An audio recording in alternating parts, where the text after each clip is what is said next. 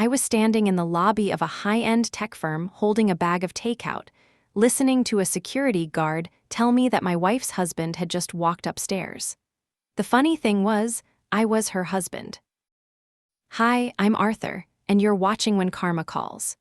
If you've ever found out that the life you were building was just a waiting room for someone else, hit the like button and subscribe, because you're going to want to hear how this ended. I had decided to surprise my wife, Victoria, at her office. She was the CEO of Meridian Technologies, a company she had built up from a struggling startup into a major player in the logistics software space. I had a brown paper bag from her favorite Italian place downtown, and I was feeling good about the afternoon. I walked up to the security desk, gave my name, and told the guard I was Victoria's husband, here to drop off lunch. The guard, a younger guy whose badge said Samuel, gave me a confused smile. He actually let out a short laugh. He told me that was a good joke, but he saw the CEO's husband every single day, and the guy had actually just walked through the glass doors not 5 minutes ago. I didn't argue, I just stood there. Samuel pointed toward the elevator bank. A man in a tailored charcoal suit was standing there, waiting for the doors to open. He was in his early 40s, carried himself with that effortless executive confidence, and wore a watch that caught the lobby lights. I recognized him. It was Cameron Bradley, Victoria's Vice President of Operations. Samuel casually mentioned that Mr. Bradley and Victoria usually left together, so he knew they were married. He said it so easily. It was just a fact of his workday. My chest felt tight, but my mind went strangely clear. I had been married to Victoria for 28 years. We met in college when I was finishing my accounting degree, and she was starting her MBA. I had spent nearly 3 decades managing our home, paying our bills, and keeping our lives stable so she could climb the corporate ladder without looking down. And here was a lobby guard casually confirming that she had an entirely different life at work. Every instinct I had told me to walk over to the elevators, tap Cameron on the shoulder, and ask him why the building staff thought he was married to my wife. But the sheer casualness of the guard's mistake stopped me. If Samuel thought they were married, it meant they weren't hiding their closeness. They were just hiding it from me. I looked back at Samuel, kept my voice completely level, and told him I must have had the wrong building. I said I was looking for a pharmaceutical company down the street, made a brief joke about being turned around, and left the takeout bag on his desk, asking him to just give it to anyone who was hungry. I walked out of the building, got into my 10-year-old Honda Civic, and just sat in the parking lot. I watched the front doors for a long time. I thought about the life we had at home. We didn't have children because Victoria never wanted them. She said they would derail her career. I had accepted that early on because I loved her, and her career was the most important thing in her world. I thought we were a team. Now, gripping the steering wheel, I tried to process the fact that I might just be the staff running the base camp while she climbed the mountain with someone else. I couldn't go back to our house. I had spent the morning cleaning it. I was supposed to be picking up theater tickets for our anniversary later that week. Instead, I drove to a diner a few miles away and ordered a coffee I didn't touch. Around 7 that evening, my phone buzzed. It was a text from Victoria saying she was stuck in back-to-back meetings and to not wait up. She ended it by saying she loved me. I stared at those words on the screen. I wondered how many times she had typed that phrase while sitting next to Cameron. I typed out a plain response saying there was food in the fridge, put my phone face down, and drove home. She walked through the front door just before midnight. I was sitting in the living room with a book open in my lap, pretending to read. She dropped her bag, kicked off her heels, and sighed heavily. She looked exhausted, her hair slightly messy. I asked her how her day was, and I was genuinely surprised by how normal my own voice sounded. She gave me a whole story about a gruff board member, a delayed presentation, and spending hours going over quarterly projections with Cameron. She walked into the kitchen, heated up some food, and came back to sit across from me. I tested the waters. I casually mentioned that I had actually stopped by her building earlier to bring her lunch, but I had ended up leaving it at the desk because I got a work call and had to run. She paused. It was a micro-hesitation, the kind of thing you only catch if you've spent half your life studying a person's face. Then she smoothly recovered, took a bite, and said she never got it. She suggested the lobby staff probably ate it. She didn't miss a beat. She asked me about my day, smiled at me with the exact same warmth she had used for decades, and finished her meal. We played the roles of a normal married couple until we went to sleep. The next morning, I called in sick to my accounting firm. It was the first time I had taken an unplanned day off in 6 years. I waited for Victoria to leave for the office. She kissed my cheek, told me to get some rest, and pulled out of the driveway. As soon as her car disappeared down the street, I went into her home office. She kept her laptop locked, but I didn't need the computer. I was a senior accountant. I had spent 22 years finding financial discrepancies for mid-sized corporate clients. I knew how money moved, and I knew how to read paper trails. Victoria often brought physical documents home in her leather briefcase and filed them in a heavy oak cabinet in the corner of the room. She was careful with her digital security, but she felt completely safe in our house. I started with the filing cabinet. Underneath a stack of old tax returns, I found a manila envelope containing bank statements for a private checking account I had never seen before. I laid the papers out on the desk and went to work.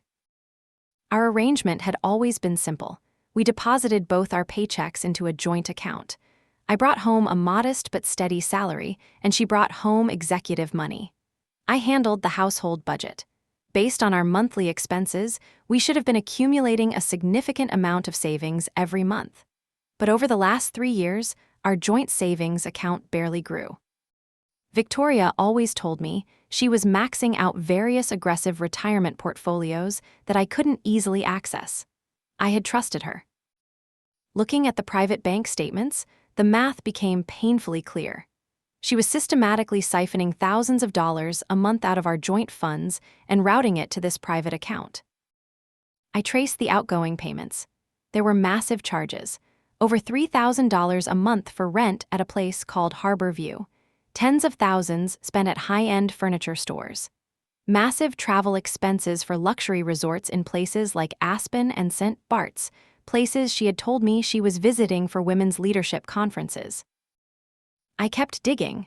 In the back of her closet, hidden inside a small velvet box that supposedly held her grandmother's old costume jewelry, I found a silver key. Attached to it was a small metal tag stamped with an address. It was for Harbor View, Unit 214.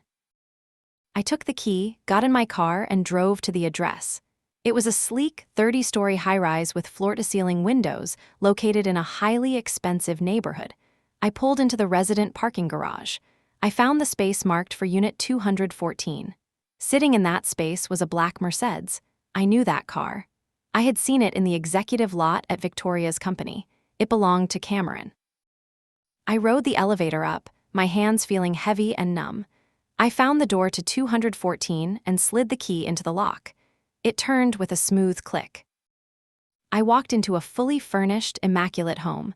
This wasn't a corporate rental or a temporary crash pad. It was a life. The hardwood floors gleamed. The furniture was modern and expensive. The air smelled strongly of Victoria's signature perfume, the costly one she claimed she saved for our anniversary dinners. Framed photos sat on the mantel. They were pictures of Victoria and Cameron. They were on beaches, hiking trails, and sitting at candlelit restaurant tables. In every single photo, she was smiling brightly, and her left hand was completely bare. Her wedding ring was nowhere to be seen. I walked into the bedroom. There was a king-sized bed with premium linens. I opened the closet. Victoria's dresses and skirts were hanging right next to Cameron's tailored suits. Her shoes were lined up beside his. They were playing house. They were living together whenever she told me she had to stay late at the office or travel for a weekend seminar. On top of the dresser, I found a thick leather binder. The label on the spine read Transition. I opened it, and that was when the betrayal moved from a physical affair to something much colder. Inside were real estate printouts for massive homes in the suburbs, all circled with notes in Victoria's handwriting about school districts and proximity to Cameron's family. But behind the house listings was a section of legal documents. She had been consulting with multiple divorce attorneys for over a year. The notes she took during these consultations were clinical. She had written down a strategy to frame our eventual divorce entirely as my fault. There were pages of bullet points documenting my supposed failures as a husband. She wrote that I lacked ambition because I stayed at the same accounting firm. She wrote that I was emotionally distant. She listed times I didn't want to attend corporate galas as evidence that I was unsupportive and holding her back. She was taking every normal, minor disagreement of our 28-year marriage and weaponizing it to build a legal narrative against me. She wasn't just planning to leave me. She was planning to ruin my reputation so she could exit the marriage without looking like the bad guy to her peers. The timeline was laid out at the bottom of the last page. File for divorce in the winter, finalize by summer, marry Cameron by the end of the year. I stood in the quiet of that bedroom, surrounded by the life my wife had bought using my money, and felt a profound, absolute shift inside me. The man who had spent 3 decades supporting her unconditionally was gone. I took out my phone and photographed every single page of that binder. I photographed the closet, the mantle, the mail on the counter addressed to both of them. I spent an hour documenting the reality of the apartment. Then I locked the door behind me, went back to my car, and drove home. I spent the next 2 days gathering more evidence. I didn't confront her. I ate dinner with her, asked about her day, and slept in the same bed, acting exactly as I always had. It was the hardest performance of my life, but I knew that if I tipped my hand too early, she would destroy the paper trail. I went through the financial records she kept in her home office one more time, specifically looking at her printed corporate strategy briefs. Because she felt so secure, she had brought home internal budgets. By cross-referencing these with the public filings of her company, I found something far worse than infidelity. Victoria was quietly restructuring her company to benefit Cameron. She was shifting key, high-performing accounts into his division without board approval. She was artificially inflating his success metrics and redirecting capital expenditure budgets to his projects. She was building him a golden ladder to eventually take over as Chief Operating Officer, a role that didn't even exist yet. She was using her shareholders' money to enrich her boyfriend. That was a massive conflict of interest, and it crossed the line into corporate fraud. Once I had everything backed up on a secure drive, I made a phone call. I reached out to William, the chairman of Meridian Technologies' board of directors. I had met him a few times at company holiday parties. He was a retired financial executive, sharp, and deeply protective of the company's reputation. I asked for a private meeting at my house. He hesitated, but the tone of my voice convinced him it was urgent. He arrived that afternoon. I sat him down at my dining room table and opened my laptop. I didn't lead with the affair. I led with the numbers. I showed him the internal budget reallocations and the shifted accounts. I showed him how corporate funds were being quietly funneled to inflate Cameron's division. William's face turned completely grim. He asked me why Victoria would risk her entire career to do this. That was when I opened the file with the photos of the apartment. I showed him the clothes in the closet, the framed pictures, and the mail. I laid out the timeline of their relationship and matched it perfectly to the dates when she started moving company resources. William sat back in his chair, running a hand over his face. He looked at me with a mixture of pity and absolute fury. He told me he needed a copy of everything. He explained that he couldn't just fire her on the spot. He needed to trigger a quiet, forensic audit to verify the financial misconduct legally before the board could take action. He asked if I could keep acting normal for one more week while they set the trap. I told him I had been playing the fool for 3 years. One more week was nothing. Those next 7 days were suffocating. I watched Victoria get dressed in the mornings, picking out jewelry, complaining about the traffic, and making small talk about our upcoming anniversary. Every time she spoke, I just looked at her and saw a stranger. I watched her pack her briefcase, knowing it contained documents that would soon end her career. I made her dinner. I poured her wine. I sat there in silence while the clock ticked down. The hammer fell on a Thursday. I was at home, organizing some boxes in the garage, when I heard the front door slam open. It wasn't a normal entry. It was violent. I walked into the hallway and saw Victoria standing there. Her face was ashen. Her hands were trembling so hard she dropped her purse on the floor. She looked at me, her eyes wide and panicked. She demanded to know what I had done. She told me William and the board had ambushed her that afternoon. They had frozen her corporate access, confiscated her electronics, and placed her on immediate administrative suspension pending a massive investigation into corporate fraud. Cameron had been escorted out of the building by security and terminated on the spot. She screamed at me, asking how I could betray her like this, how I could talk to her boss and destroy her professional reputation. She was trying to take the offensive, trying to make me the villain, just like she had practiced in her legal notes. I didn't yell back, I just looked at her calmly. I walked over to the hall table, picked up the silver key I had found in her closet, and dropped it on the hardwood floor between us. It made a sharp, heavy sound. I told her that Unit 214 had nice natural light. I mentioned that the rent was quite high, considering it was being paid out of my salary. All the fire instantly drained out of her. She stared at the key on the floor, and the reality of the situation finally hit her. She realized I knew everything. The defense crumbled. She started crying, real, desperate tears, and tried to step toward me. She begged me to listen.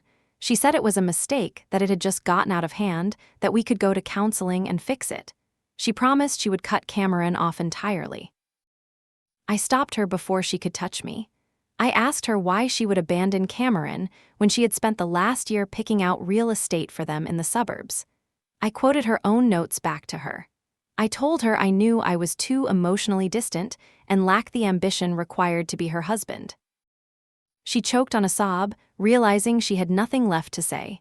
She couldn't spin her way out of it because I had read the script she wrote. I went to the bedroom, grabbed the suitcase I had packed 3 days earlier, and walked out the front door. I checked into a hotel across town.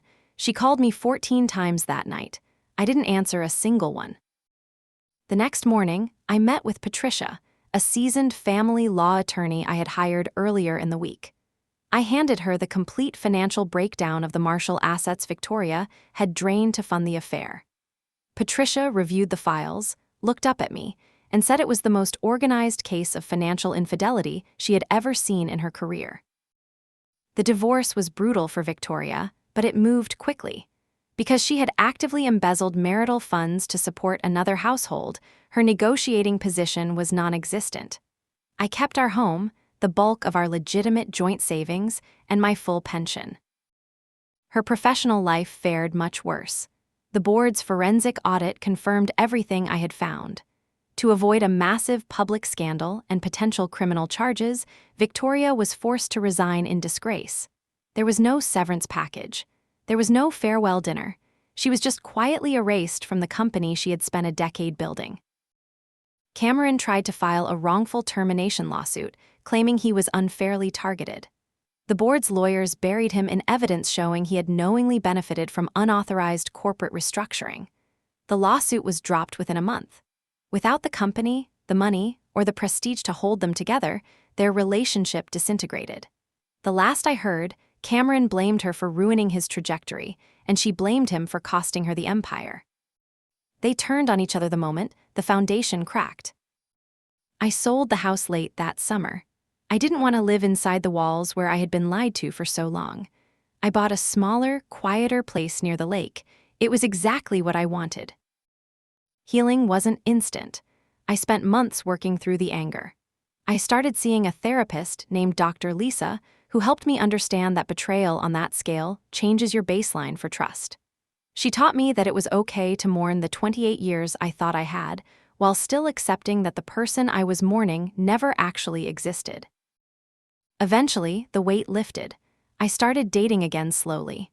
I met a woman named Jessica at a local coffee shop. She is kind, straightforward, and works as a high school teacher. There are no corporate power plays, no secret apartments, and no hidden agendas. We just enjoy our time together. I only saw Victoria one time after the divorce was finalized. I was at a grocery store in the suburbs, looking at the produce, when I turned the corner and almost bumped her cart. She looked completely different. She was thinner, the expensive tailored clothes replaced by worn-out casual wear. The sharp executive confidence that used to radiate from her was entirely gone. She froze when she saw me. For a second, I thought she might say something. I thought she might finally offer a real apology, but we both just stood there in silence. I realized I didn't need her apology anymore. I nodded to her, pushed my cart around hers, and kept walking down the aisle. I didn't look back. Sometimes, the people we sacrifice the most for are just using our loyalty to fund their own exit strategy.